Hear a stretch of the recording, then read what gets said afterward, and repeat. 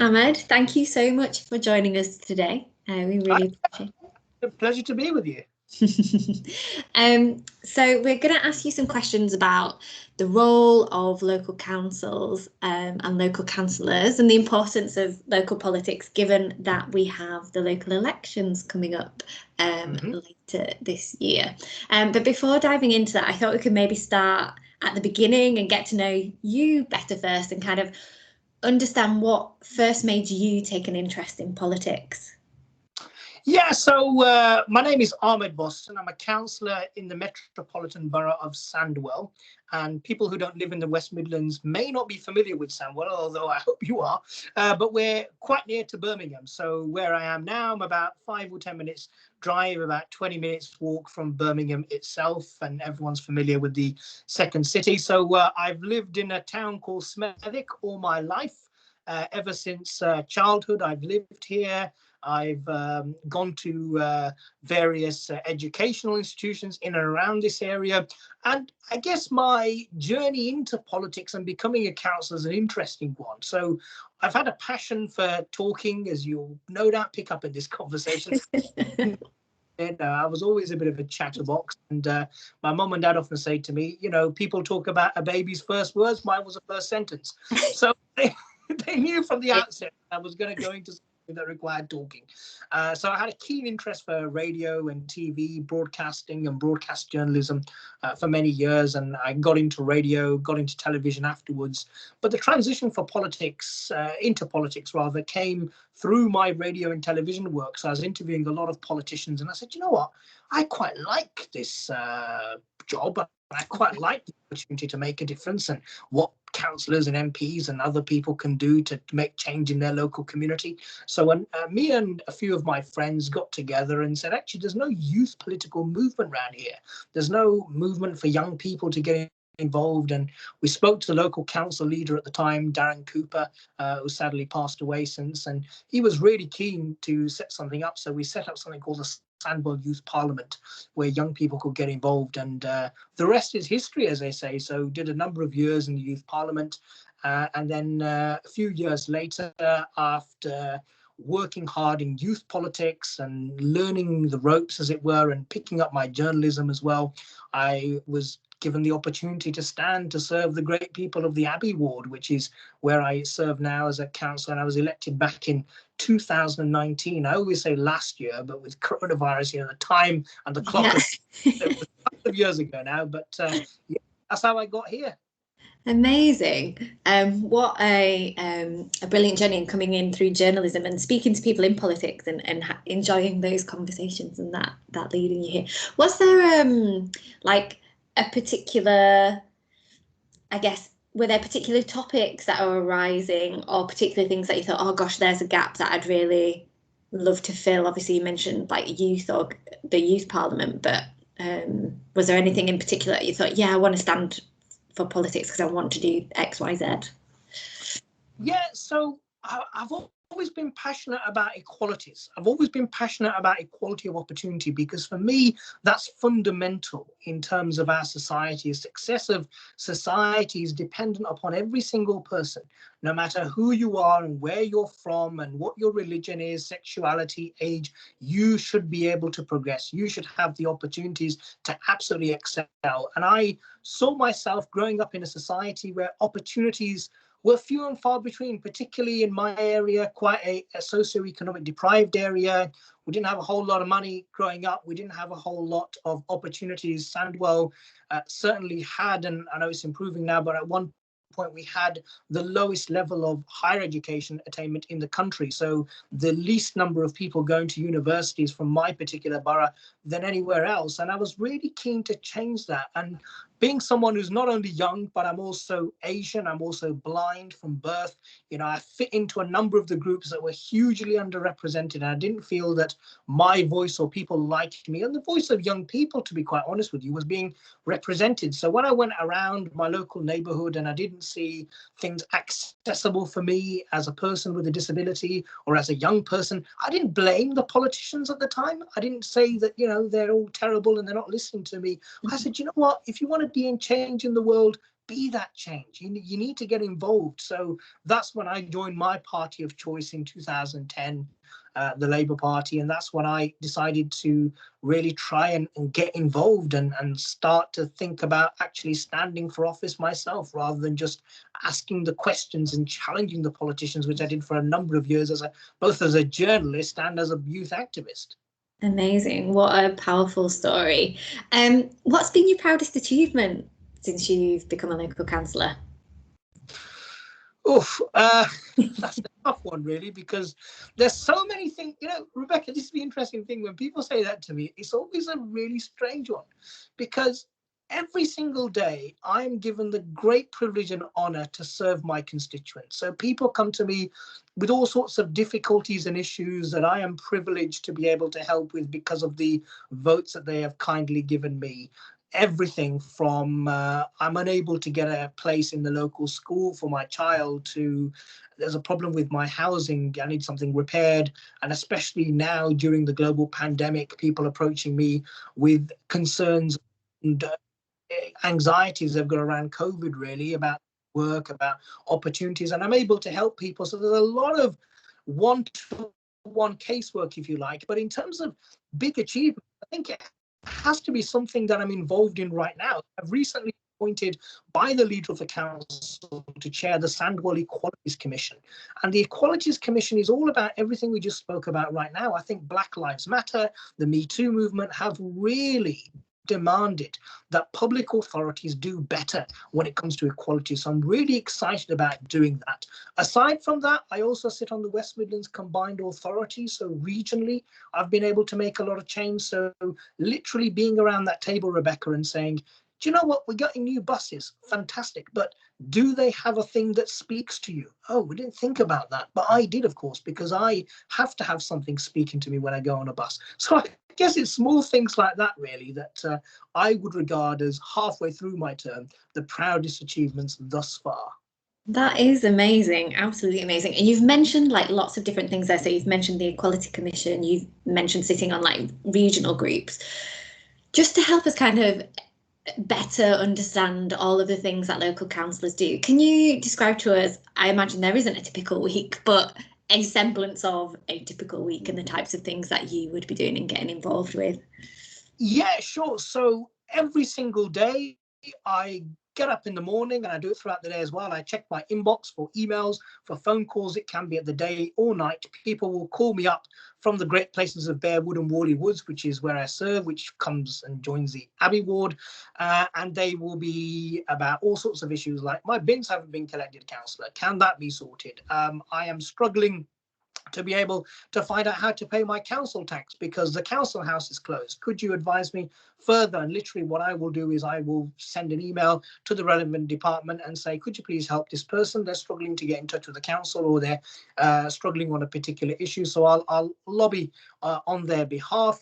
I'll also attend a number of meetings. So as a councillor, we have our ward duties. So what I described there is our ward duties, where we look at a number of issues, everything from refuse collections to the green agenda to all sorts of other things that affect our ward. But then we also have committees we sit on. So I sit on the Safer Neighbourhoods and Active Communities Scrutiny Board. And then through that board, we're looking at a number of issues. We've looked at private tenancy, so how people living in private rented accommodation are getting on. And I raised an issue around the fact that when the evictions ban is lifted, I'm really concerned that people who have found themselves in a precarious financial situation could find themselves being evicted. And I've got assurance from my council that we'll do everything we can to make sure people are supported. So that's the committee stuff that I do. I'm also chair of the Audit and Risk Assurance Committee. So it sounds quite complicated, and it is, but it's literally about making sure the council does its job when it comes to finances and auditing. So we're involved in that as well quite heavily. And a number of outside bodies. So that's the council stuff, but we're also appointed to be trustees of charitable organisations and other entities that the council has an involvement in, interest in. So I'm a trustee of an organisation called the Harborne Parish Lands Trust, and they provide a number of housing accommodation to people who are elderly. So I'm able to sit on those boards on behalf of the council as well.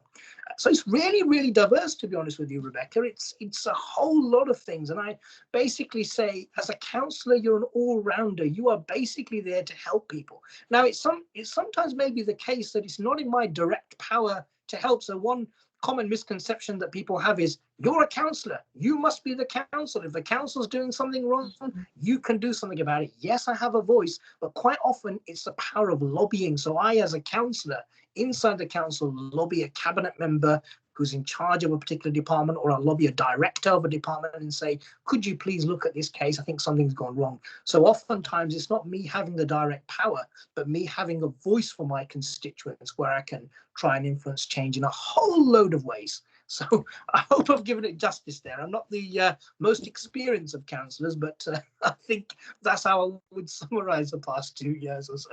Yeah, I think that's amazing. Like, you've covered such a breadth of issues that impact people's everyday lives, and also a really great understanding of like the inner workings of local councils, and that you too are lobbying on behalf of your constituents as well. It's not like a them and us, not the councillors versus the citizens, but actually you are as one, and you're lobbying on their behalf, which is amazing.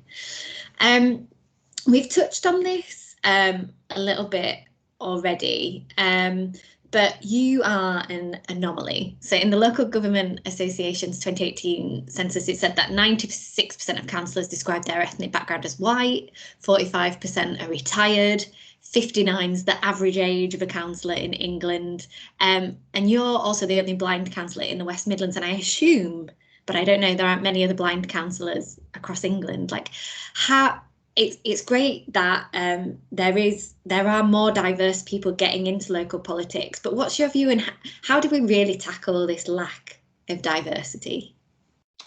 Do you know, it's a tough one, Rebecca, because actually when you look at it, young people growing up, what are we looking at? We're looking at getting the best education we can and the best of jobs.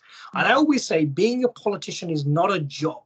Yeah, it's not something. So even as a councillor, you don't get paid a salary, you get paid allowances. This is a common misconception that people have, that councillors don't get paid a salary, they get paid allowances. So therefore, being a councillor is not a full-time role. So for example, if you're elected to Parliament, you're full-time in Parliament, or at least you should be full-time in Parliament, because MPs get paid a reasonably okay salary. You know, I think it's around £80,000 a year. They've got a Westminster office, they've got a constituent, which they need, of course, in order for them to do the huge amount of work they do. They serve, you know, in the West Midlands here, over 100, HMP serves over 100,000 people, which is heck of a lot of people. Yeah. But as a councillor, you are not, you're basically a person who does your councillor role in addition to whatever your day-to-day job is. And the biggest problem that I think political parties across the spectrum and councillors have had for a long time is getting people to take time out of their busy lives and actually decide to stand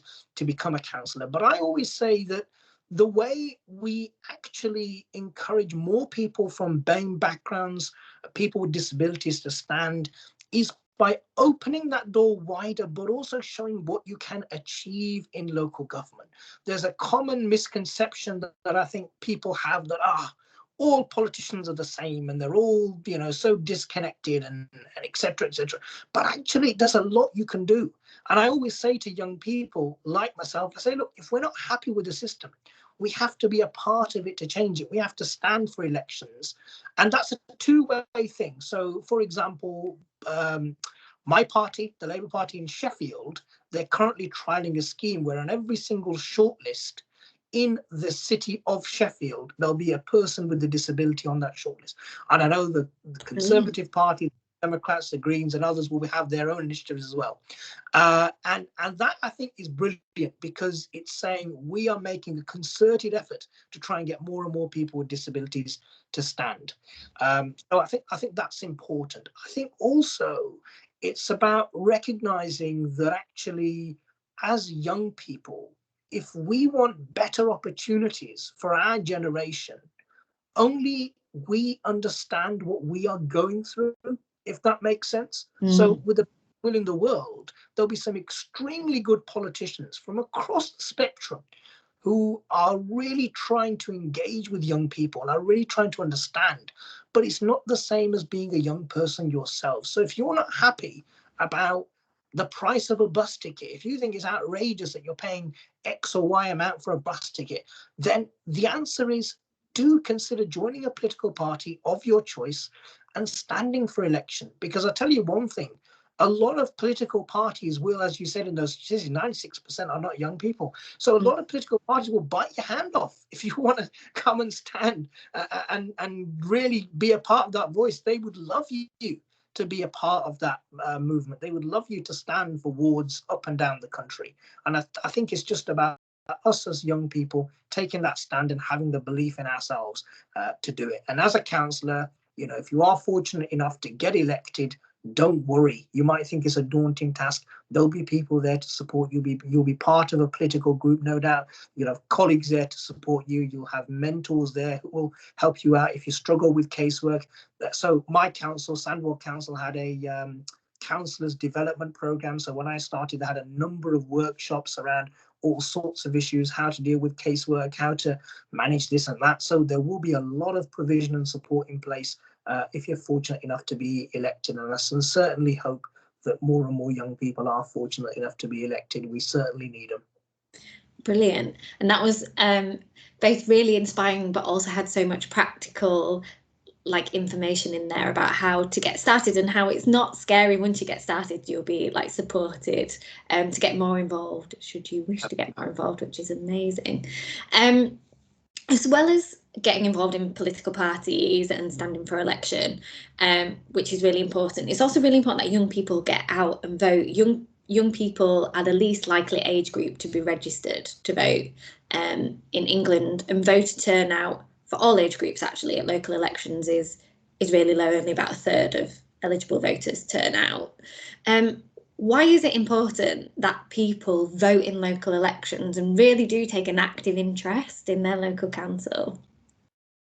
Do you know, the reality is, Rebecca, as you just said, that when there's a general election going on, every single TV channel you turn on to, every single news article you read, there's a massive hype around a general election. You know, everybody gets to know the names of the leaders of the major contenders for prime minister, and there's massive all around coverage. But unfortunately, you don't get that same hype for local government and local councils. But actually, the truth is that we as young people going out there and voting is so important, because the one thing politicians look at is, who are my voter base?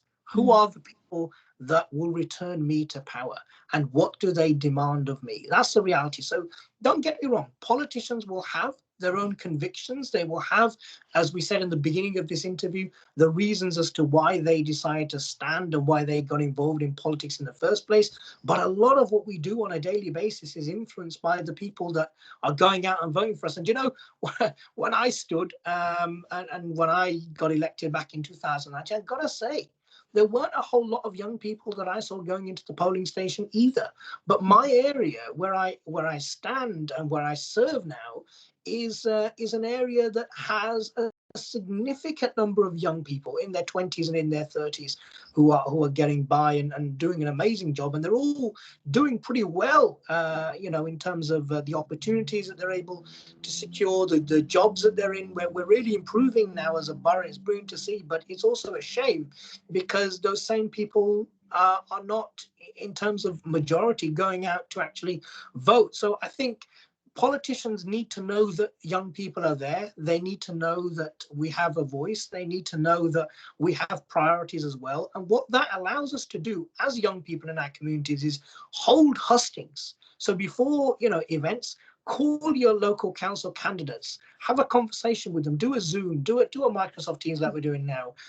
When we can, again, have an in-person meeting with them, talk to them about the issues, and actually, you know, drum up support. So if that means setting up something like we set up with the support of the council, like the Sandwell Youth Parliament, for example, set something like that up in order to encourage young people to go out and vote. Because actually, you're absolutely right, Rebecca. You know, standing for elections, standing for office is one thing. It is a big commitment. It's 4 years at the very least that you're going to be in office and you're going to be expected to serve. But actually, everyone can go out and vote. You know, your polling station is around the corner. Wherever you are, you can pop in, and it takes literally 1 minute to set your vote in, and, you know, a couple of minutes of your day, and you're on your way. You've had your say. And let's not forget the huge sacrifices that were made in order for everyone to have the vote. And that's something that I think, you know, myself included, we have to remind ourselves of, because we're too young to remember those struggles or to have any knowledge of those struggles in terms of actual first-hand experience. But it's very powerful when you look around the world.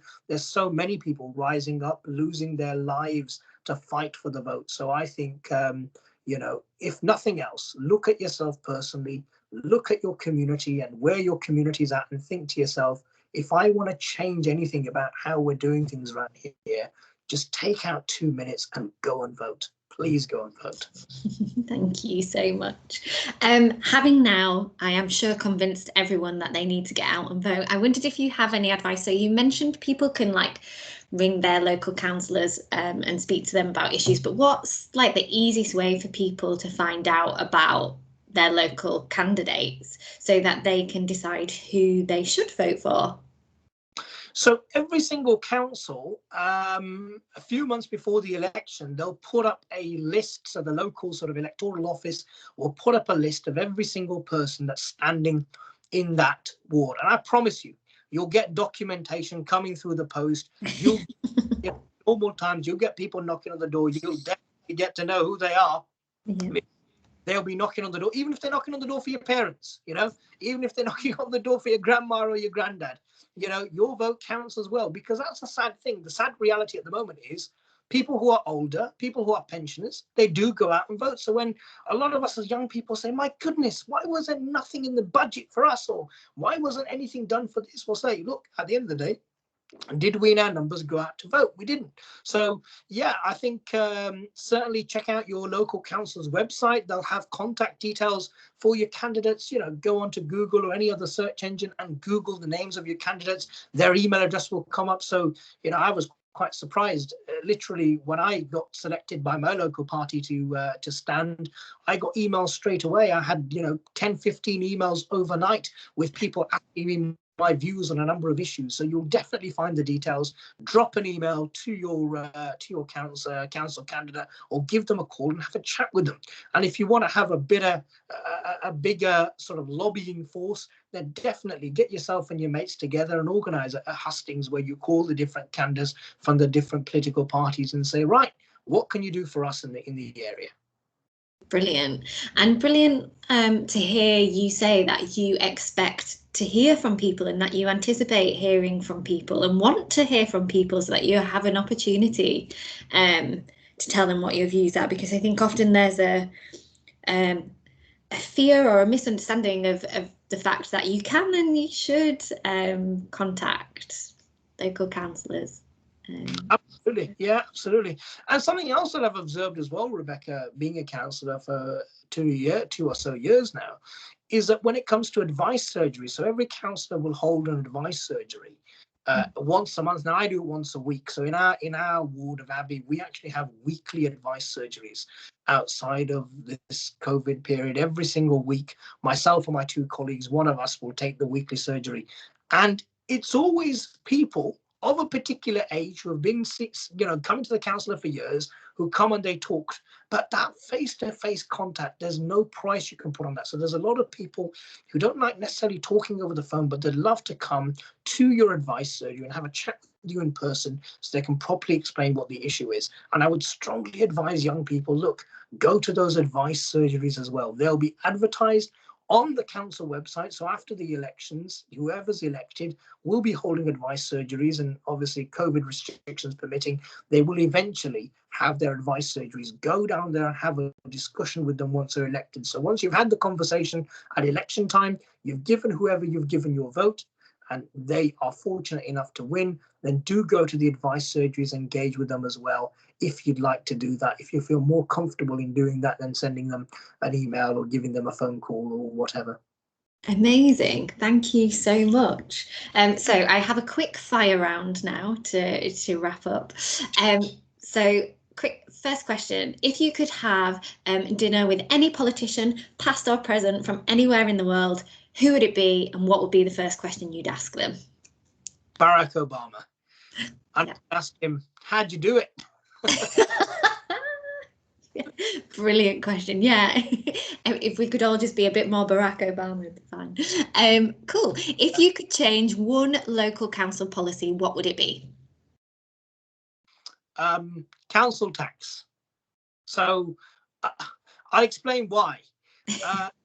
Here in Sandwell, where I live, we have something called 100% council tax reduction scheme, which means that the most deprived people, the poorest people economically, I don't think they're deprived of talent, they're struggling with money, you know, and they need that opportunity. And that's why I go back to what I said, equality of opportunity. We don't charge them a penny of council tax. And if I could, you know, let that leash in the whole country, I would love to be able to do that. Amazing. That's a brilliant policy to change. Excellent. Next one, what's your favourite hobby / way to unwind? Eating, listening to music, and also reading books. Nice. Sorry. What are you reading at the moment? I'm actually reading Boris Johnson by Tom Bower. So Boris Johnson's the complete opposite in terms of political views to me, but I think it's always important to read and learn about people's stories. I'm one of those very sad people that's you know, really interested in people's journeys and people's lives. So I love biographies and autobiographies. I find them fascinating to see where people are from and where they got to in life. That's such an important message, actually, that you should try to not try to understand everyone's views, but, you know, take an interest in everyone's views and their positions and perspectives, even if they don't always align with your own. So that's really great. What's your favourite thing about Sandwell? Our diversity. I absolutely love our diversity. I think we've got hundreds of communities who have made Sandwell their home, and it's really wonderful to see so many people come here. Many refugees, asylum seekers, migrant communities, they're all welcome in my view. And, you know, I often get backlash from particularly far-right groups who turn around and say, oh, we haven't got the resources, we haven't got this. But I say to myself, look, it's all about the society we want to build. We need to get out of this mentality that people coming from somewhere else who look different and sound different and speak different are a threat to us. In fact, if we all come together, we can create a beautiful mosaic which forms our society, and economically, socially, culturally contributing to that massive community, I think is brilliant. And we certainly do it well in Sandwell. Amazing. You have convinced me that I need to visit Sandwell once lockdown is over for myself. And last but not least, could you finish this sentence? I have a voice. To make a change, to make a difference, to change my community, and eventually perhaps change the world. Amazing. Thank you so much. A really inspiring conclusion to a really informative interview with lots of useful tips on how to really get involved with politics and get your voice heard if there are changes that you want to see. Well, no, thank you so much, Rebecca. I've loved talking to you. I really appreciate the opportunity, and I love the work you're doing at Hear My Voice. I think it's absolutely brilliant that there's an initiative there that consciously works day by day, night by night to get young people more involved in politics. We need that. We desperately need it. Thank you so much. Thank you.